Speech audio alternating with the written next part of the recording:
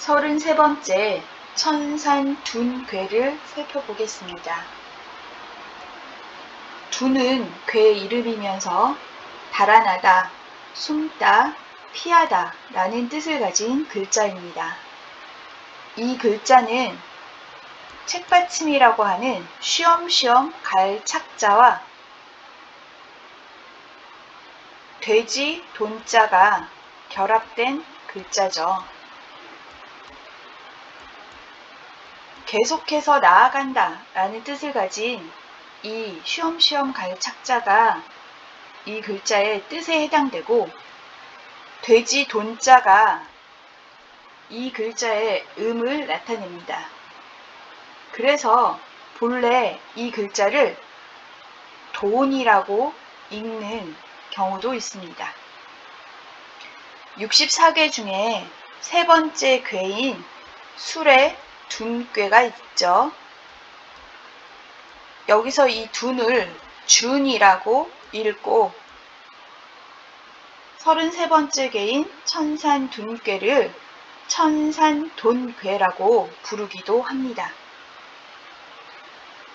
둔이라고 읽든 돈이라고 읽든 이 괴에 해당하는 둔자는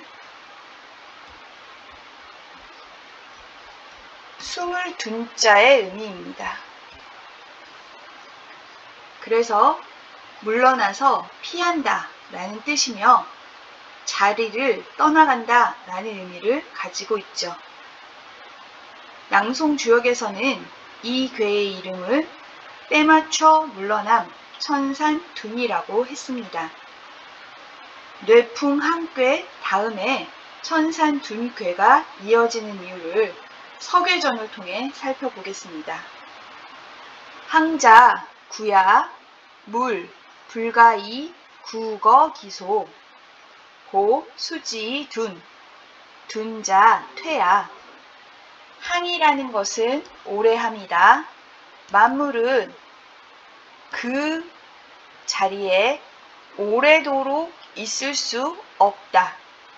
그러므로 그것을 받기를 둔괴로서 했다. 둔이라는 것은 물러남이다.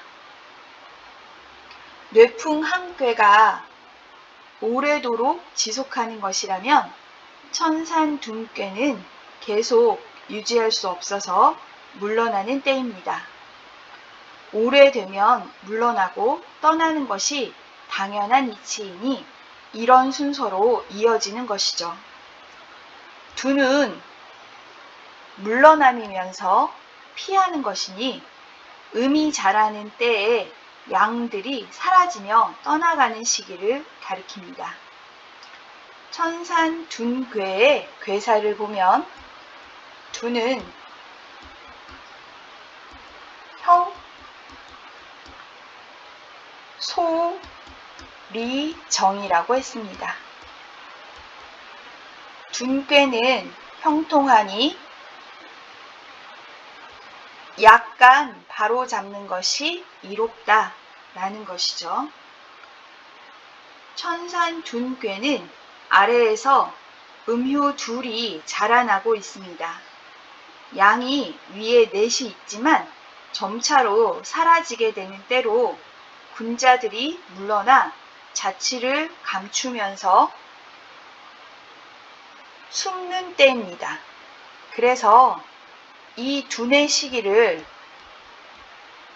퇴장의 시기라고 말하죠.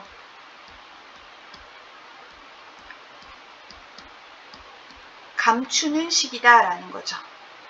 군자들이 물러나 숨을 떼지만 자신의 도를 펴는 것은 계속하는 것이기 때문에 벼슬을 내려놓고 귀향해서도 제자를 받아들이고 후학을 양성하는 일에 매진하는 때가 바로 천산둔의 시기입니다.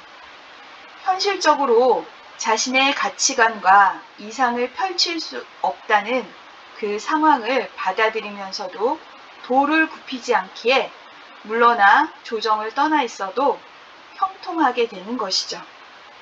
또한 일에 있어서도 물러나고 피하는 것이 형통하게 된다라는 뜻이 있습니다. 소인의 도가 자라날 때 군자가 그 기미를 알아보고 물러나 피하는 것이 형통하다, 좋다라는 뜻이 되죠. 하지만 물러날 때 물러나더라도 해야 할 역할이 있다면 그것을 해야 하고 약간은 바로잡을 수 있다라고 보았기 때문에 정의처는 조금 바로잡는 것이 이롭다라고 풀이했습니다. 천산둔꾀의 상황은 소인인 둘이 기세 좋게 자라나고 있지만 아직은 성대한 데까지 이르지 않았습니다. 그러니 군자가 오히려 그들을 저지하기 위해서 힘을 다해야 하는 때라고 보는 것이죠. 형세가 유리하지 않기 때문에 크게 바로잡을 수는 없습니다. 조금씩 바로잡고 약간 바로잡는 것이 이롭다라고 한 것이죠. 주자는 이 소리정을 두고 다른 해석을 하는데요. 이 소를 소인으로 봅니다. 그래서 소인은 바르게 처신하는 것이 이롭다라고 해석합니다. 소인이라도 처신을 바르게 해야 한다라고 경계하는 의미로 풀이한 것이죠. 이제 천산둔꾀의 대상전을 보겠습니다. 상활, 천하유산, 둔, 군자, 이, 원소인, 불악, 이엄. 상전에서 말했다. 하늘 아래에 산이 있는 것이 둔괴이니 군자가 이것을 보고서 소인을 멀리하되 나쁜 말로 대하지 않고 위엄있고 신중하게 처신한다. 천산둔괴의 괴상을 살펴보면 하늘을 상징하는 건괴가 위에 있고 산을 상징하는 간괴가 아래에 있습니다. 산이 높이 치솟아 하늘을 찌를 듯 하지만 간괴의 성정은 그침이 되기 때문에 더 이상 나아가지 않습니다. 하늘은 가장 양적인 존재라서 위로 올라가 떠나버리는 상이 됩니다. 아래에서 위를 치받다가 멈추고 있을 때 위에서 물러나 떠나버리는 것이기 때문에 도피해서 떠나간다 라는 의미가 되죠. 또한 효의 구성을 살펴보면 아래에서 두 개의 음효가 자라나고 있습니다. 이것은 앞으로 성대해질 것이며 위에 있는 네 개의 양들은 점점 줄어들면서 물러나게 되겠지요. 소인이 지금은 여기 전체를 장악하지 못했지만 점차로 성대하게 될 그런 시기이기 때문에 군자가 기미를 보고 물러나 피하기 때문에 천산둔괴가 된 것입니다. 그러나 9~5의 굳센 양과 6~2의 부드러운 음이 모두 중과 정을 얻었습니다. 게다가 양의 호응이 제대로 맞고 있죠. 군자가 비록 때맞춰 물러나는 것이지만 자신의 도를 굽히지 않기 때문에 형통한 것이고 약간이라도 바로잡을 수 있는 것은 바로 이렇게 9와 6의 호응에서 온다고 볼 수 있겠습니다.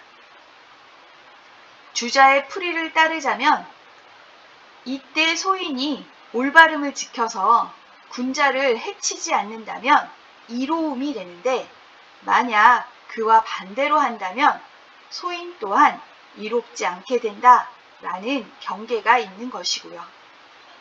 천산둔괴 때에 군자는 그 괴상을 살펴보고서 원소인하며 불악 이엄한다고 했습니다. 오가 아니라 악으로 읽습니다.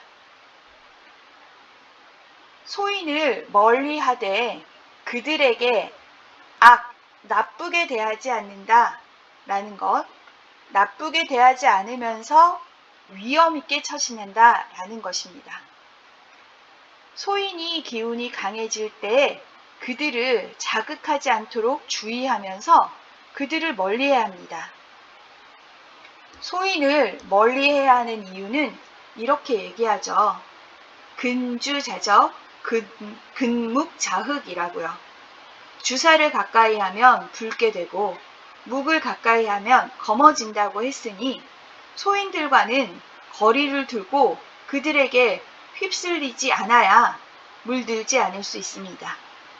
하지만 이때 소인들을 악하게 대함으로써 적대시하거나 나쁘게 대해서는 안 됩니다.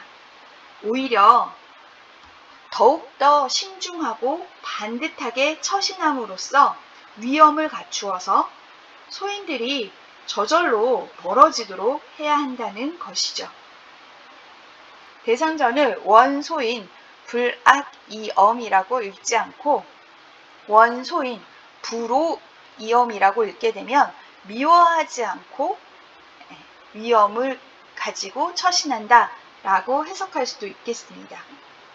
하지만 여기서는 정의천의 전을 살펴보면 흉포하게 대하지 않는다, 나쁘게 대하지 않는다 라고 해서 악으로 읽는 것이 맞다고 보겠습니다.